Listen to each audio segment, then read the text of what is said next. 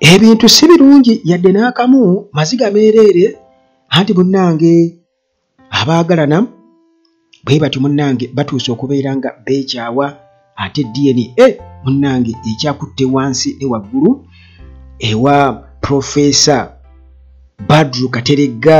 mukyala bw'agamba nti nze saamatidde ebyokugamba nti DNA ey'omwana omuto asembayo siwo tugende tugikolere mu Amerika. Ate nga munnange General Museveni naye sayidi eri yatadde dda omukono ku tteeka erya UPDF yalitaddeko dda omukono muganda wange era munnange kooti masho bwe batyo ne balabika nga baagitongozza baagizizza dda obujja. Okufa e Makerere abayizi 3 bafudde babakubye amasasi ne bafa. Kale munnange nga bwe nkutegeezezza nti amawulire si malungi yadde n'akamu, mawulire si malungi yadde n'akamu era munnange bwe ntyo mu nnaku ey'ekitalo nkulamusizzaako gwe wenna mpuliriza wano ku Uganda Atalaaje mu Mikwesese gye ndi nnyo era munnange zigometa yaffe nga bw'owulidde awo bwetyo weetambulidde. Kale munnange nga bw'okyageetegekera amawulire ag'omu kiti ekyo oba mu biti ebyo nga bw'obiwulidde teweerabira nti aba Maintenance Palace eno kampani erina solar systems ez'omulembe. Nakugamba nti balina water heaters ezikozesa solar, balina security lights ezikozesa solar, balina CCTV cameras ezikozesa solar, balina water pumps ezikozesa solar. Era munnange n'ebyamasanyalaze byonna babirina. Balina ebyamasanyalaze byonna bwe biwandyetaaze n'ebyamazzi kosa ne ttiimu ey'abakugu esobola okuyambako binstallinga. Hillside View Apartments nabo gye bali nnyo wali ku Kasozi Jani Entebbe Road. Bw'oba oyagala apartment omuli buli kimu ate nga eri wantu walungi wanyirira wali executive ate nga munnange ne parking compound weeri mulimu ne tenti amanyalaze tegavaako oba bakikola batya nange simanyi naye nga wifi weeri internet kitegeeza ebaako full time security weeri okukosa ne transport ayinza okukunona ku airport naddala oba okumpimpi awo aba Hillside View Apartments webali nnyo osobola opangisa olunaku wiiki omwezi kisinziira munnange ku bwetaavu bwo. Kale weyune aba Hillside View Apartments kukasa otuuka ekajjansi Namulando oba Kitende buuza ejjanyo ku kyaki. Bw'otuuka ejjanyo ku kyaki munnange ekipande kya Hillside View Apartments just magama gakaawo katono nnyo left right ojja kuba okifuna. Dokita gy'ali nnyo mwabalina ebirwadde temufana birwadde dokita waali. Kale munnange enamba zange bwe ziri awo Uganda Atalaaje ate nga ne Timo Property Consultants nabo gye bali nnyo bano basobola okuyambako okufunira ettaka oba okuguza ettaka eritaliiko ndooliito ate badiringa nnyo mu ttaka ery'ebyapa. Bano balina construction company era bazimbira ddala ebizimbe ku mitendera gyonna egy'ebizimbe munnange bwe batyo balina obukugu bwajo. Kakati munnange Mukama Katonda tutandikire ku General Museveni ndowooza tuveeyo tugende ate eno mu ba DNA Hajati Kuruthu ne Akramu bannange kufa kw'abaana b'e Makerere babakubye amasasi. Kakati munnange General Museveni bw'atyo munnange etteeka yalitaddeko dda omukono etteeka erya UPDF era kakati munnange etteeka eriwedde emirimu kakati nno muno munnange mwe muli obuwaayiro obw'okukozesa ba civilians mu kkooti y'amagye abantu bwe batakkaanya nabo era nga tebakkaanya nabo wabula bano batutegeezezza nti muzimu ku nkyukakyuka ze bakoze nti kooti masho erina okuba nga ekulirwa ofiisa nga ali waggulu w'eddaala erya brigadier era nga mbu alina okuba nga high court oba alina qualifications ez'okubeera omulamuzi wa kkooti enkulu so si buli omu naye nga munnange bwe batyo bamaze dda okubeera nga munnange etteeka General Museveni aliteekako omukono naye nga bo munnange beesiba ku ky'okwesaba civilians bagamba naddala abo kwegamba abalina ebintu ebikozesebwa amagye oba abeenyigira mu misango nga katugeze gya butemu na mmundu n'ebirala. Kale munnange awe tulindidde okubeera nga tulaba oba okeereesako omusango gwa Besigye gutwala mu kooti masho na bano abanuupu abakwatibwa olw'ebyobufuzi kubatwala mu kooti masho. Bwe tutyo munnange tulinze tulabe kiki ekigenda mu maaso. Eyo munnange nga tumaze okubeera nga tukitegeera era waliwo omuntu omu wano yansesezza yabadde Sewungu yabadde agamba nti yakoze comment ng'agamba nti mu ba Secretary General bonna ab'ebibiina by'ebifuzi ebiriwo David Lewis Rubongoya wa NUP yabakize bonna yabasinze mu performance nekubadde nga NUP kyekibiina munnange ekyakamala emyaka emitono ennyo. Naye wabaawo omuntu yabadde agamba nti ba idiot si bokka ne ba hooligans be basobola okutrustinga NUP. Akati omulala n'amudamu n'amugamba nti era nga bwe kiri nti ababbi abali b'enguzi abatemu abawamba abantu ababuzaawo abantu ne famire zaabo abakifunamu be basobola okukkiririza mu NRM. Abantu beewalevu naye muganda we ku ground si byangu yadde n'akamu. Naye ku ngeri y'obubbi otafiire nalabye abyegaana yagambye nti bwe bamubuuza ku bya number plates babadde bali mu press conference n'agamba nti nze ebyo ebya number plates sibimanyi si byange. Yagambye nti sibimanyi si byange. Otafiire bw'atyo bwe yagambye nti ye tayagala abantu bagamba mu ngeri yatayagala kumanya. Kale bw'atyo yagambye nti ye tabimanyi.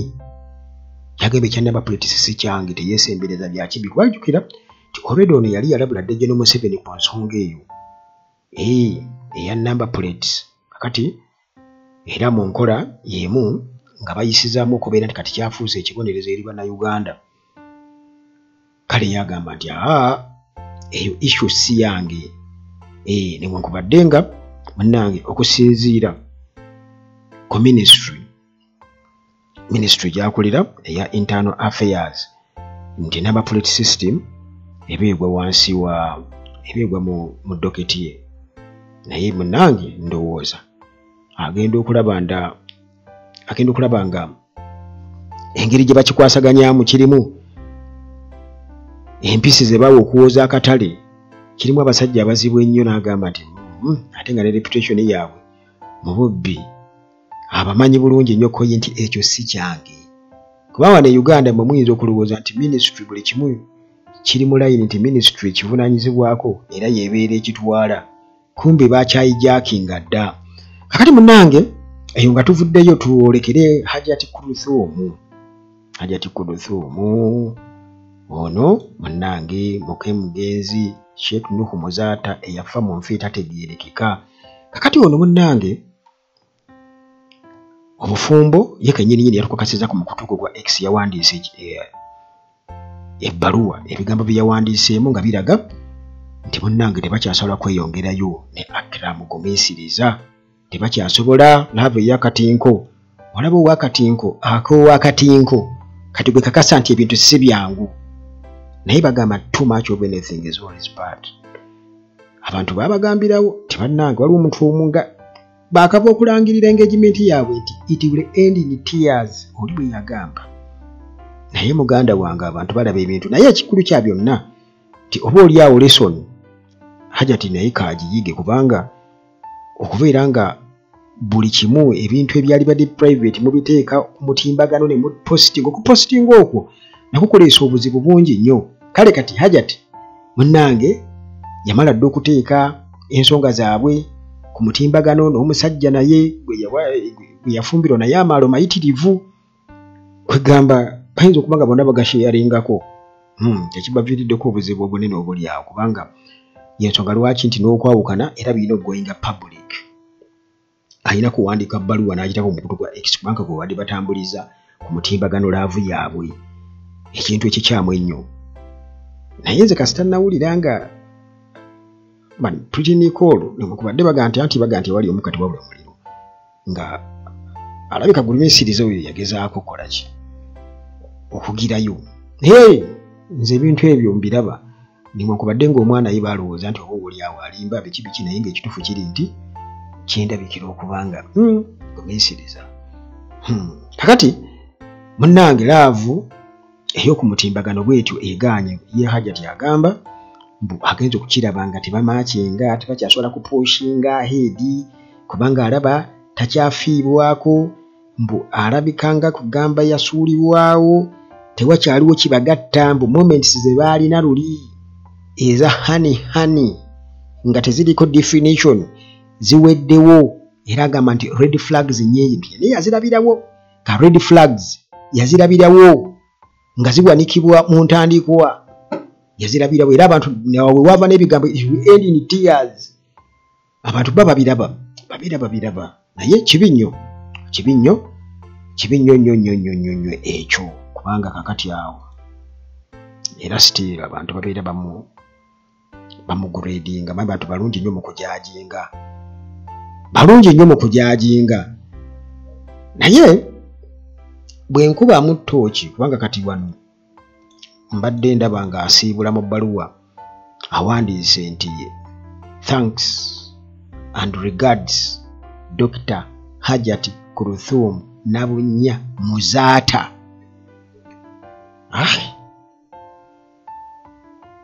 Ati bagamba nti first cut yebeera deepest jukira nti Muzaata yatunnyonnyola engeri gye yafunamu Hajati Kurthum. Yali asoma yali agenzeyo oba kuki n'alaba omuwala ng'asoma mu siniya muwala nga muwanvu nnyo n'amwegomba ati n'agenda mu bakadde be n'ayogerezeganya nabo era ne bamukkiriza amuwase. Naye abantu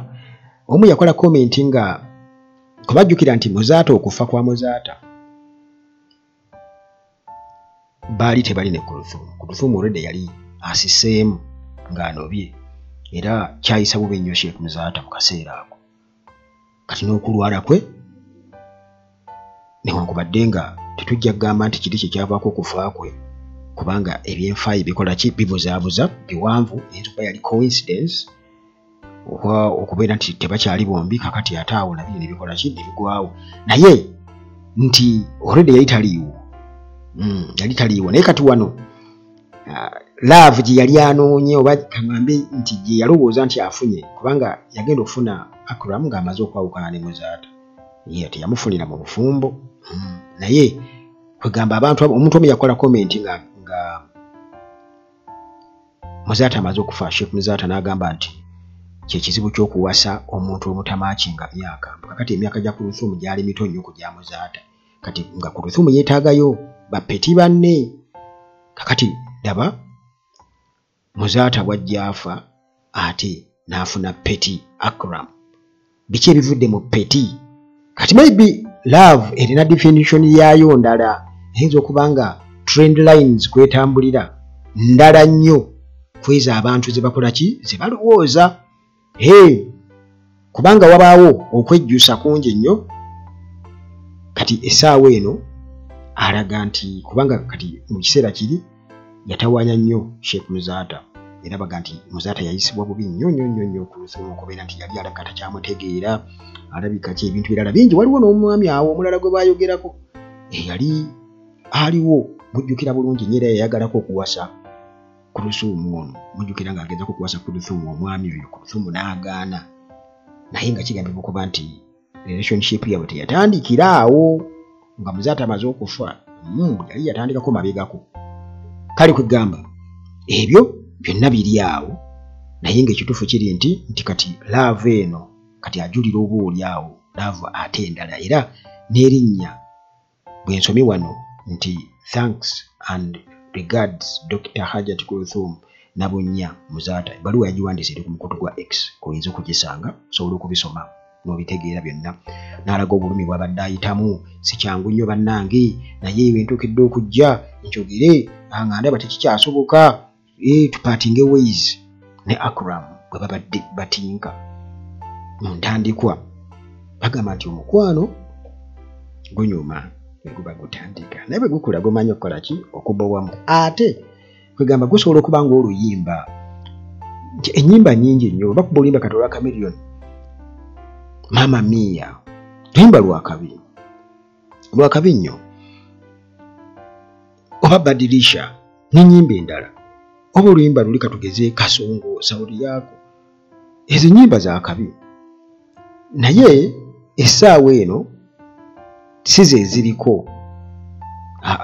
kubanga zajja zibowamuko ne ziggwako kati n'omukwano gwo gufaanaganako bwe gutyo naye munnange Hajati nga amaze okubeera ng'atukakasa abantu bamulabudde kubanga bagamba nti alabika yapapiriza okugenda mu relationship mbi yali tayagala love yali ayagala consolation kakati bwe gati amaziga munnange nigalabika ge gaali galina okubeera nga gaddirira kale nti bano baabalabirawo nti they were not matching dots tewaaliwo matching dots wakati waabwe tewaaliwo abantu baabirabirawo naye nze okubeera ku mutimbagano bye badde nga bakola byonna wakubadde bagamba nti buli omu ye aba amanyi ye mutuufu asalira omulala ensobi naye bano beegwako bombi beegwako era ne bavugira mu heights eza social media posting muganda wange post ku post naye post yezivudde oba ebivudde mu post kakati olaba abalina okwetondera abantu kuba kati ndabye yeetondera Muslim community all religious leaders all cultural leaders all political leaders all Ugandans in the diaspora all Ugandan business community education fraternity bannange singa byali byakyama nti kangeze sindabe kubanga kati already ndiko kiri ate kati bannange abantu bajajinga waliwo n'omuntu omu yebadde agamba wano mbu ensonga ey'okuwasa bannamwandu mbu bannamwandu bali useless ekintu kyesekiriziganya nakyo mbu kubanga babeera okwizo stage already ate nga oli bato kati gaali ekozeeko ebeera ngumu bwe babeera ng'emmotoka enkadde mbu essaawa yonna bwegwa ku lugwe ereyinza okwabikamu tewaaliwo kyali kisuubirwa ky'amaanyi ennyo mu bufumbo obwo abantu bajajinga kwegamba sisuubira kuba nti ate kiri bwe kityo nze sekyo sikikkiririzaamu naye nga ensobi oba oliawo n'akatinko kaali kangi nnyo nti yabula okufuna omusajja oba oliawo ali machuwa mu bwongo nti ayinza okuba nga bingi tebamuwasa muto nti yatuuka ekiseera n'alaba nga akuba ebituli mu Sheikh Muzaata naye ate nga ne gwalowooza nti maachi we yalina okufuna ate omuntu omutegeevu nga mutegeevu kwegamba nga si muntu wa butaala nnyo naye kati eyo level kwe bakivugira yali mutimbagano nnyo naye olwedde amaze okubeera ng'atubuulira bagenda okukwasaganya divorce atubuulira bagenda okubeera nga bakwasaganya divorce zagambye nti ku lulwe saidi eyiye nga Kulthum Hajat agambye nti Sheikh Abdul Ramadan Serunjoji ne famire ye bagenda kuba munnange bakwasaganya process yonna eya divorce kati Akram simanyaawo ani agenda okwasaganya musajja wange bannange olaba nze ebintu byakatinko ebyo sibyagalira ddala katinko kabi kuba kale byali badde bikomeeyo kati singa tukitegeereddeyo bwe tutyo naye akatinko kakati munnange era ku nsonga y'emu ey'endooliito mu nsonga z'obufumbo ensonga ya DNA etosobola kubeera ng'ogibuusa amaaso kakati nno munnange already kooti yabadde emaze okubeera ng'etukakasa nti DNA gye baakoze ku baana aba Professor Badru Kateregga owa Kampala University nti ey'omwana omuto ate nga ye mulenzi temaakinga ey'abalongo ye maakinga naye ey'omwana omulenzi kakati munnange tujjukira bano abaana batuuze ba Amerika era gye baabazaalira kati maama waabwe Mole yagamba nti yali asabye kooti nti DNA bagikolere mu Amerika mbu yeri ebimu ebiri professional okusinga ku bino kooti neegaana kati ebivuddemu ye si mumativu yadde n'akamu era legal team ye bwetyo egenda kuba esaba kooti baddemu kuba babiwakanyiza ebyo baddemu ate munnange bakole DNA endala mu Amerika kubanga yagamba singa teyali sure teyalikkiriza DNA naye ate ogaana otya ng'olede muli mu kooti ogaana otya kale mukyala Jole bw'atyo agamba nti ebyasomeddwa emakindi wali mu grade omulamuzi wa grade 1 Charles Kanjira Opio newankubadde byadde bikakasa okusinziira ku byavuddemu nti abaana babiri abalongo ba mwami we Badru Kateregga ow'emyaka 76 jjukira nti ono alina emyaka 36 mukyala Jole Shubaiha lyerinnya lye ery'eddiini era baafumbirigana mu nkola ey'obusiraamu kati munange n'afumbirwa profesa alina emyaka 76 ono mukyala Jole Shubaiha alina emyaka 36 kibasi just 6 gye bakwasaganya kati yo just gitooleko kati kwata 7 otoleko 4 gabaamusinga emyaka 40 gabaamusinga waliwo neyabadde agamba nti mbu kisenge half time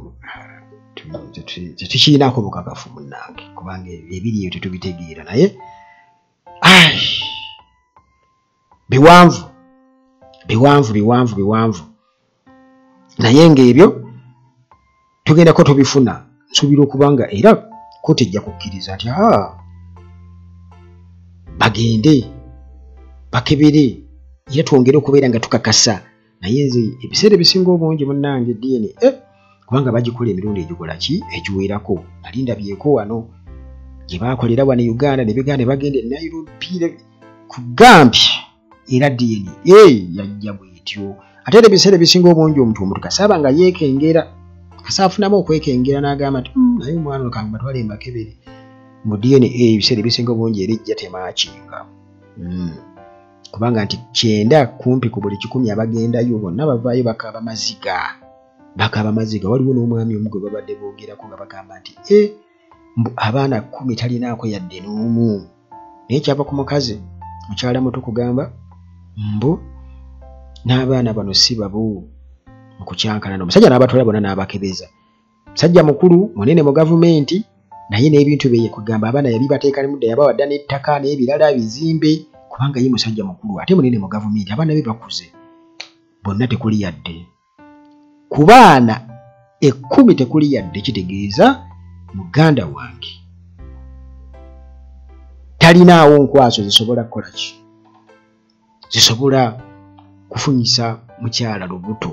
kyekitegeeza ekyo kubanga gwe ssebo n'obeera nga tageti ezo zonna wazimiisinga ngo basinayipa mufunyo kale byannaku si birungi yadde n'akamu naye munnange saidi zombi eya Profesa Badru Kateregga era nga ono akiikirirwa Andrew Olaka ye lawyer ate nga Joseph Mugarula yakiikiridde omukyala Jole Shubaiha era nga munnange batutegeezezza ne batugamba nti bagenda kuddamu okubeera ndowooza nga babitunulamu babirabe naye nga si birungi yadde n'akamu kakati munnange eyo nga tuvuddeyo waliwo ekikangabwa ekyagudde wano e Makerere University abaana 3 baakubiddwa amasasi mu ssaawa eyo 6 pulaasi ez'ekiro era ne bafiirawo abaana abayizi baakubiddwa amasasi ne bafiirawo olunaku lwabadibwa 6 ekiro 3 ne bafiirawo ababakubye tebanabakubeera nga babategeera naye gye babadde bava tunakubeera nga tutegeerayo naye nga bo n'amanya gaabwe tetunakubeera nga tugategeera kubanga bakyagakumye endowooza nga gakyama okusinziira ku administration ya university naye nga munnange Profesa Nawangwa yasaasidde dda ab'eŋŋanda n'emikwano era poliisi bwe bato munnange nabo baatukakasizza nti bagenda kuba bakola okunoonyereza ku nsonga eno, abo abakikoze babakwate kubanga bo abatuuze bagamba tibawulidde masasi, bagenze okusembera okutuuka okulaba kyogubadde ng'emirambo 3 munnange giri awo gigenda mu bisaayi mu bitaba by'omusaayi, era nga abakubye tebamulabako. Kati bamulabako kitalo nnyo, naye ng'oba oli awo munnange newankubadde nga abaana beetaaga okubeera nga bakyakalamu ku yunivasite n'ebirala. Naye Uganda yayonooneka, kituufu nnyo oba ogenda mu hostel saawa zituuke ebyokusakala sooka obireke kubanga